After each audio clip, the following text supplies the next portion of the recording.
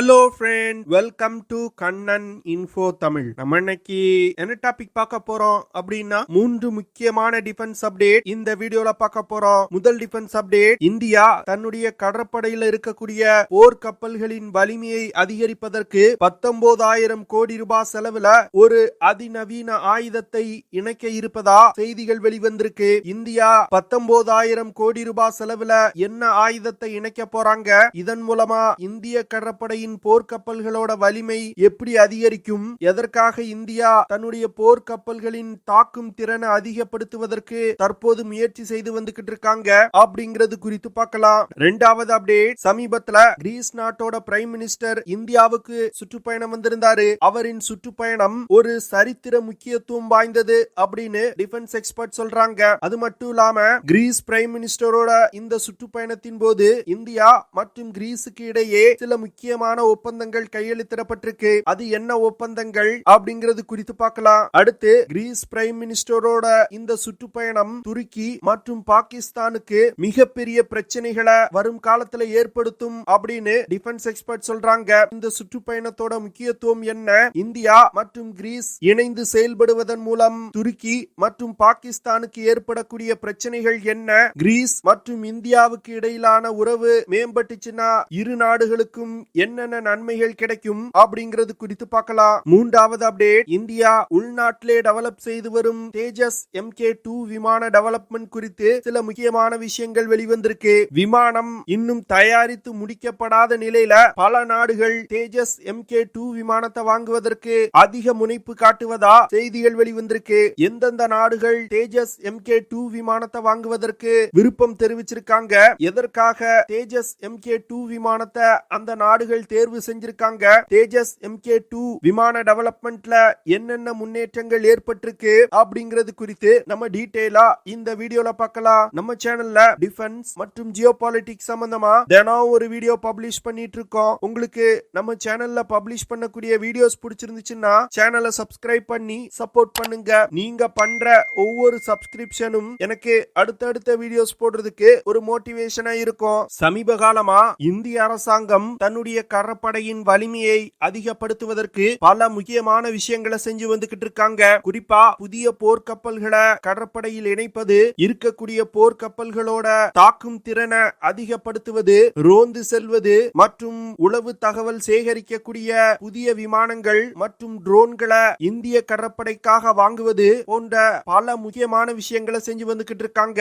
இதற்கு முக்கிய காரணம், சீனா சவுத் சைனா சி போன்று இந்திய பெருங்கடல் பகுதியிலையும் தன்னுடைய ஆதிக்கத்தை கொண்டு வருவதற்கு முயற்சி செய்து வந்துகிட்டு இருக்காங்க. குறிப்பா இந்தியாவை சுற்றியுள்ள அண்டை நாடுகளை தன்னுடைய கடன் வலையில விழ வைத்து அந்த நாடுகள்ல கடற்படை தளங்களை அமைக்கிறாங்க. இதற்கு பதிலடி கொடுக்கும் விதமா இந்தியா சவுத் சைனா சி பகுதியில் இருக்கக்கூடிய நாடுகளுக்கு ஆயுதங்களை விற்பனை செய்வதற்கு முயற்சி செய்து வந்துகிட்டு இருக்காங்க. குவாட் போன்ற அமைப்புல இணைந்து இந்தியா சீனாவுக்கு எதிராக இந்திய பெருங்கடல் பகுதியில செயல்பட்டு வந்துகிட்டு இருக்காங்க. இந்தியாவுக்கு சொந்தமான ஸ்ட்ராட்டஜிக்கல் முக்கியத்துவம் வாய்ந்த தீவுகளான அந்தோமான் நிக்கோபார் மற்றும் லட்சத்தீவு தீவுல கடற்படை தளங்களை அமைச்சு இந்தியாவின் ஆளுமைய இந்திய பெருங்கடல் பகுதியில தக்க வைத்துக் கொள்வதற்கு முயற்சி செய்து வந்துகிட்டு இருக்காங்க. இந்திய பெருங்கடல் பகுதியில் இருக்கக்கூடிய பல நாடுகளுடன் ராணுவ ரீதியிலான தன்னுடைய உறவை அதிகப்படுத்துவதற்கு முயற்சி செய்யறாங்க.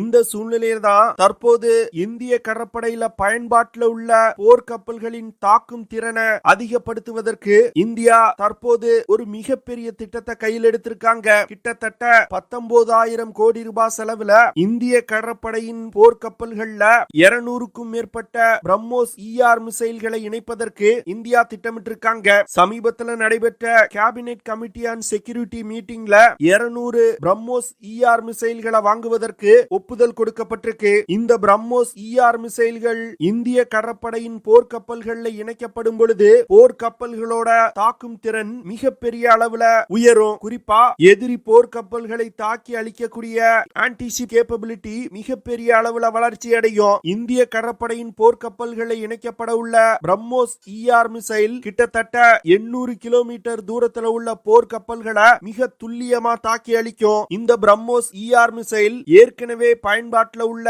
பிரம்மோஸ் மிசைல் இருந்து அப்கிரேட் செய்யப்பட்ட ஒரு மிசைல். இந்த பிரம்மோஸ் மிசைல் ஏற்கனவே பயன்பாட்டில் உள்ள பிரம்மோஸ் மிசைல் மிசைல் போன்றே இருக்கும். ஆனா இந்த மிசைலோட செயல்திறன் பழைய பிரம்மோஸ் மிசைலை விட பல மடங்கு அதிகமாயிருக்கும். இந்த மிசைல்ல பல அதிநவீன தொழில்நுட்பங்கள் இணைக்கப்பட்டிருக்கு. பிரம்மோஸ் மிசைல்னால 200 முதல் 300 கிலோகிராம் எடை கொண்ட வெடிபொருட்களை சுமந்து சென்று தாக்குதல் நடத்த முடியும். இந்த மிசைல்னால மாக் 3 இருந்து மாக் 4 வேகத்துல பறந்து சென்று இலக்கை தாக்க முடியும். அதாவது ஒலியின் வேகத்தை விட 3 மடங்குல இருந்து 4 மடங்கு வேகமா சென்று இலக்கை தாக்கும். இந்த மிசைல்னால சி ஸ்கிம்மிங் செய்ய முடியும். சி ஸ்கிம்மிங் அப்படிங்கிறது எதிரி போர்க்கப்பல்களை தாக்கி அழிப்பதற்கு பயன்படுத்தும் ஒரு டெக்னிக். அதாவது இந்த பிரம்மோஸ் மிசைல்னால ரடார்களால கண்டுபிடிக்க முடியாத மிகவும் குறைவான உயரத்துல பறந்து சென்று இலக்கை தாக்க முடியும். குறிப்பா சொல்லணும் அப்படின்னா 3 இருந்து 4 மீட்டருக்கும் குறைவான உயரத்துல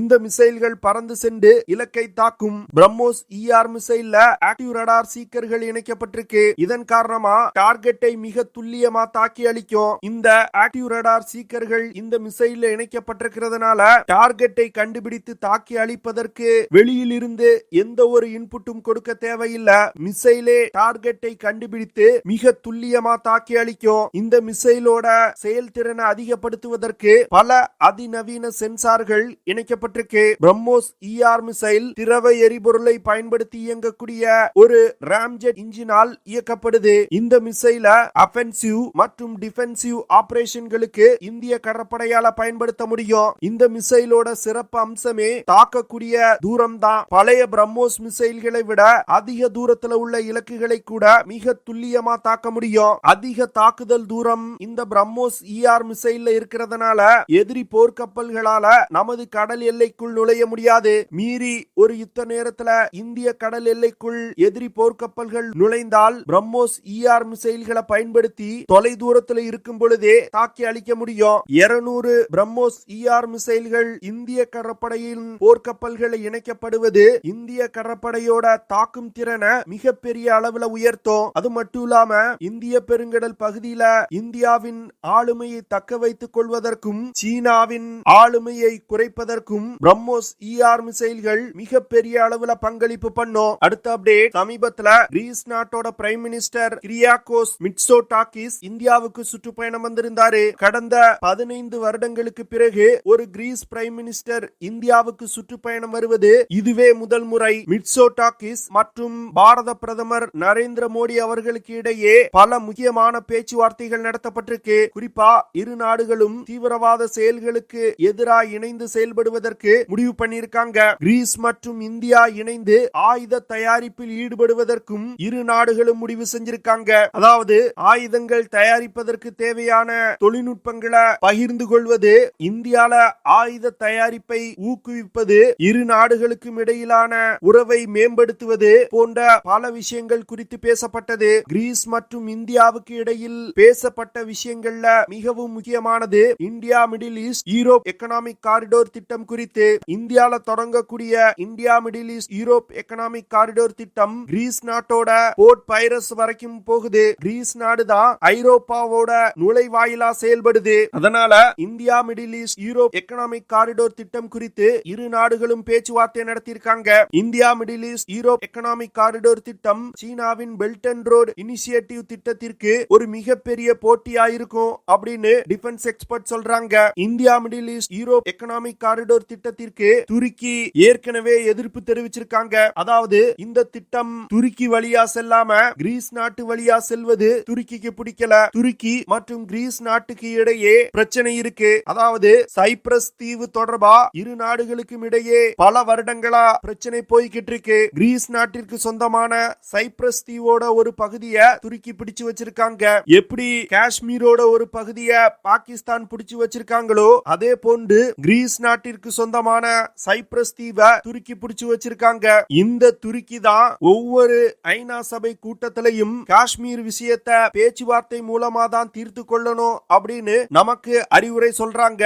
இந்த சூழ்நிலையில துருக்கிக்கு பதிலடி கொடுக்கும் விதமா கிரீஸ் நாட்டுடனான தன் உறவை இந்தியா அதிகப்படுத்தி வந்துகிட்டு இருக்காங்க. கிரீஸ் பிரதமரோட இந்திய சுற்றுப்பயணத்தின் போது பாரத பிரதமர் அனைத்து பிரச்சனைகளையும் பேச்சுவார்த்தை மூலமா தான் தீர்த்து கொள்ளணும் அப்படின்னு மறைமுகமா துருக்கியை தாக்கி பேசியிருக்காரு. கிரீஸ் நாட்டோட பிரைம் மினிஸ்டர் இந்தோ பசிபிக் ரீஜியனோட பாதுகாவலனே இந்தியா தான் அப்படின்னு மிகப்பெரிய அளவுல பாராட்டி பேசியிருக்காரு. இது தவிர கிரீஸ் மற்றும் இந்தியா அக்ரிகல்ச்சர் செக்டார்லையும் இணைந்து செயல்படுவதற்கு திட்டமிட்டிருக்காங்க.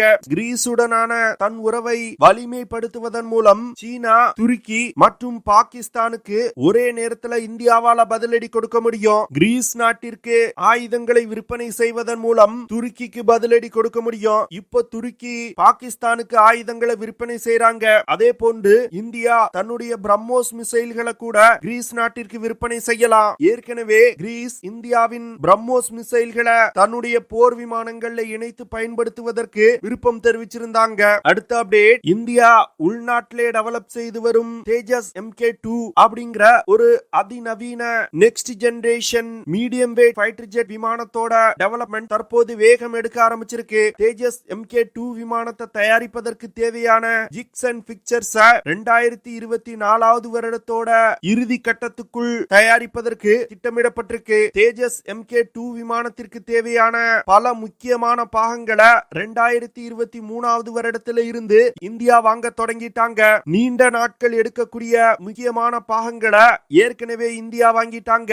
இன்னும் குறுகிய காலகட்டத்தில் வாங்கக்கூடிய பாகங்களை மட்டுமே இந்தியா இன்னும் வாங்க போறாங்க. அதனால 2024 வருடத்தில் இருந்து இந்த விமானம் தயாரிக்கப்படும் பொழுது விமான தயாரிப்பிற்கு தேவையான அனைத்து பாகங்களும் தயார் நிலையில் இருக்கும். இதனால 2025 வருடத்தோட இறுதி கட்டத்துல தேஜஸ் MK2 விமானத்தோட ரோல் அவுட் நடக்கும். 2026 வருடத்தோட நடுவுல விமானத்தோட முதல் பறத்தல் நடைபெறும். 2028 வருடத்துக்குள் தேஜஸ் MK2 விமானத்தோட லிமிடெட் சீரியஸ் ப்ரொடக்ஷன் தொடங்கும். விமானத்துல பயன்படுத்தக்கூடிய ஆயுதங்களை சோதிக்கும் வேலைய இந்திய விமானப்படை தனியா செஞ்சு வந்துகிட்டு இருப்பாங்க. இந்த தேஜஸ் MK2 விமானம் தற்போது இந்திய விமானப்படையில் பயன்பாட்டில் உள்ள MiG-29, ஜாகுவார், மிராஜ் 2000 போன்ற விமானங்களை ரீப்ளேஸ் செய்ய போகுது. கிட்டத்தட்ட 200க்கும் மேற்பட்ட தேஜஸ் MK2 விமானங்கள் இந்திய விமானப்படையில இணைக்கப்பட உள்ளது. தேஜஸ் MK2 விமானம் இன்னும் தயாரித்து முடிக்கப்படல.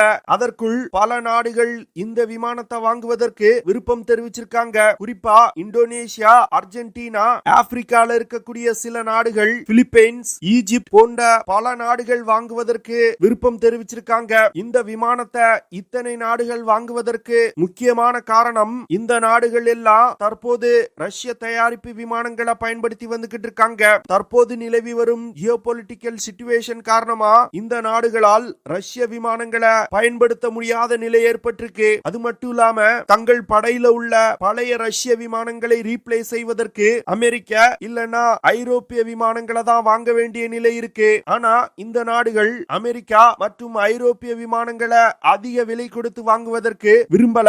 இந்த சூழ்நிலையில தான் விலை குறைவான ஆனா ஐரோப்பிய மற்றும் அமெரிக்க விமானங்களுக்கு நிகரான செயல்திறன் கொண்ட தேஜஸ் MK2 விமானத்தை வாங்குவதற்கு இந்த நாடுகள் முனைப்பு காட்டி வர்றாங்க. அதனால தேஜஸ் MK2 விமானம் வெற்றிகரமா உருவாக்கப்பட்டால் விமான ஏற்றுமதியில இந்தியாவுக்கு ஒரு மிகப்பெரிய முன்னேற்றம் கிடைக்கும். ஓகே ஃப்ரெண்ட்ஸ், நம்ம வீடியோவோட நிறைவு பகுதிக்கு வந்துட்டோம். இதெல்லாம் தான் நான் உங்ககிட்ட ஷேர் பண்ணணும் அப்படின்னு நினைச்ச விஷயங்கள். ஐ ஹோப் நான் ஷேர் பண்ண விஷயங்கள் உங்களுக்கு பிடிச்சிருக்கும்னு நினைக்கிறேன். அப்படி பிடிச்சிருந்துச்சுன்னா ஷேர் பண்ணுங்க, லைக் பண்ணுங்க, கமெண்ட் பண்ணுங்க.